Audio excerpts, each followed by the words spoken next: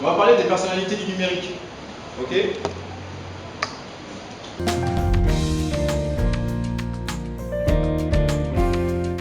Les personnalités du numérique.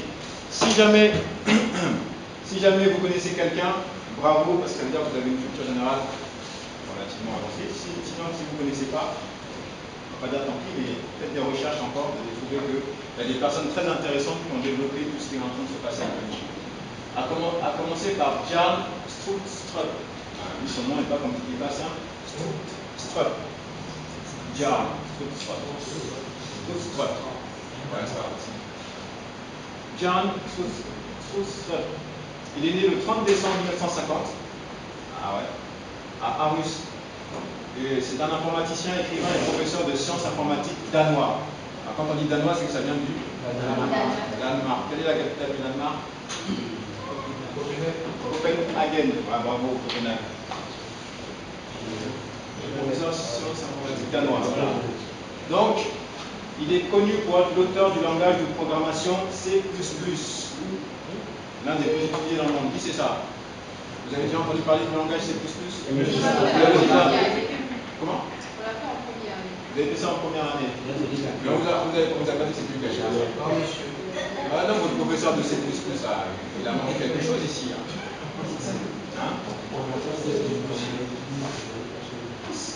Strootstrup obtient une maîtrise en mathématiques et en sciences informatiques à l'université d'Aarhus en 1975.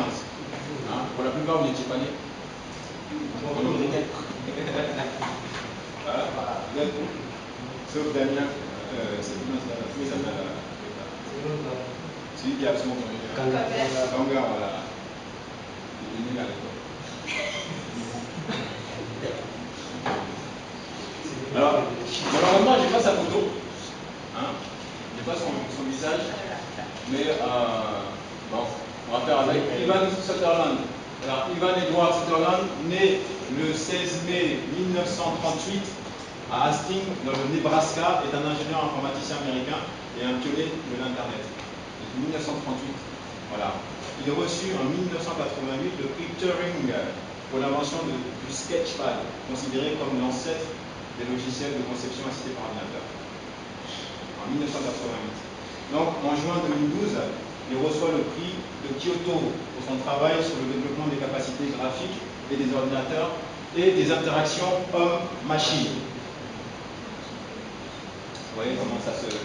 Mais je n'ai pas sa photo.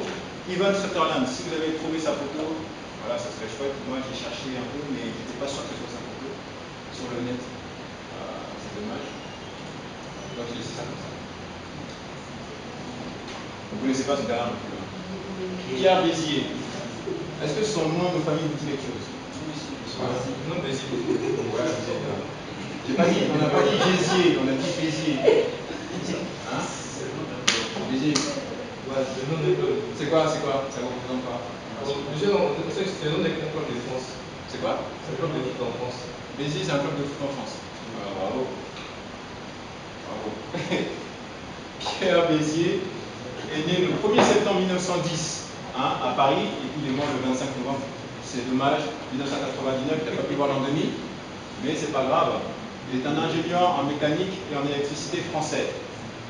Il est connu pour son invention des courbes et surfaces de Bézier. Vous connaissez ça ou pas? Les courbes de Bézier et les surfaces de Bézier, vous ne connaissez pas? Dans quel logiciel on peut trouver les courbes de Bézier? En quoi? MATLAB. Autrement dit, il n'y en a pas d'autres ailleurs?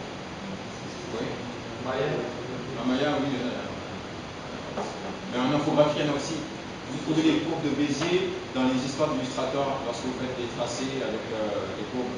Voilà, ce qu'on appelle les courbes de Bézier. C'est lui qui est à l'origine de ça. Il est connu pour son invention des courbes de Bézier et courbes et surfaces de Bézier couramment utilisées en informatique. Il parvient à intégrer les arts et métiers à Paris en 1927, puis l'école supérieure d'électricité, ce qu'il appelait Supélec à l'époque, en 1931. L'année, hein. Qu'est-ce qui s'est passé avec l'appareil photo qui s'est déchargé? Vous avez dit qu'il est déchargé, il n'est pas chargé. C'est ça. Donc, Pierre Bézier. Là, vous allez le revoir.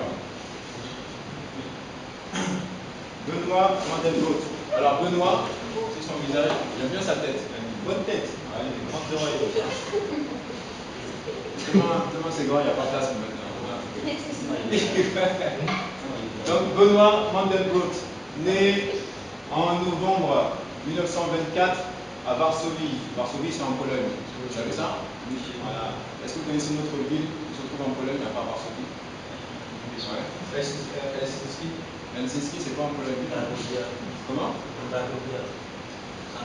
Cracovie. Ouais, Cracovie. Ouais, Cracovie, ça c'est en. Bravo. Helsinki, c'est en. Finlande, ouais. Dans le nord là. Il est mort en 2010 à Cambridge, aux États-Unis. Il est un informaticien franco-américain. Il est le découvreur des fractales, nouvelle classe d'objets mathématiques auxquels il a donné nom. Alors les fractales, on va voir ça dans Maya, dans la 3D, c'est des formules mathématiques. C'est intéressant. Ouais, lui, j'ai pas trouvé son visage. Enfin, j'ai vu un visage, mais je n'étais pas sûr que ce soit lui. Alors, pour éviter de vous induire en erreur, j'ai laissé ça comme ça. Comment est-ce qu'on prononce son nom? C'est en vietnamien. Oui, Tong. Voilà, Huy Tong Phong.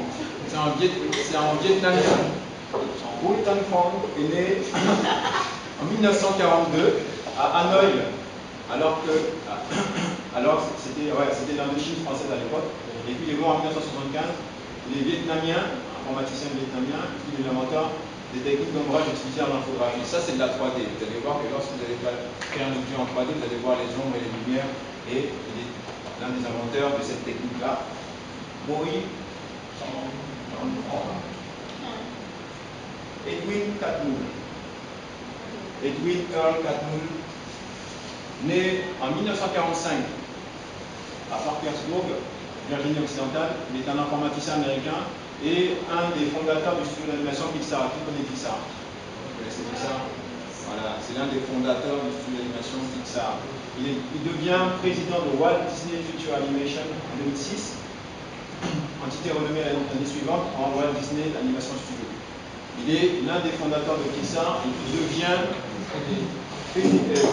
président de Walt Disney Future Animation. Vous voyez ça?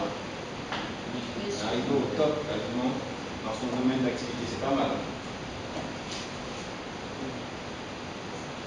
Voici d'autres personnalités, Charles et John, donc Charles Geschke et John Warnock, qui sont, bon, ils sont allemands ou pas, c'est pas ça qui est important. Qu'est-ce qu'ils ont fait?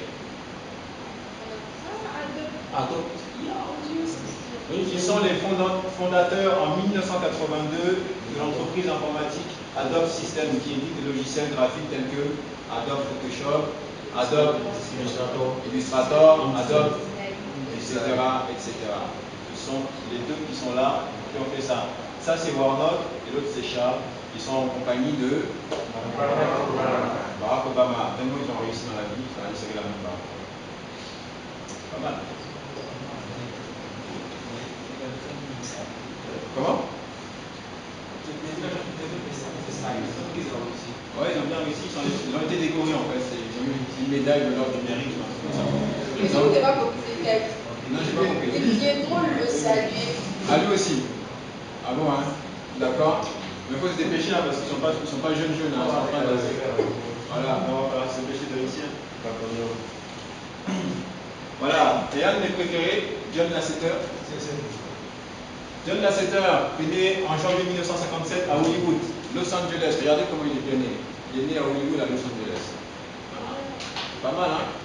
Ça n'a rien à voir que de naître à jamais.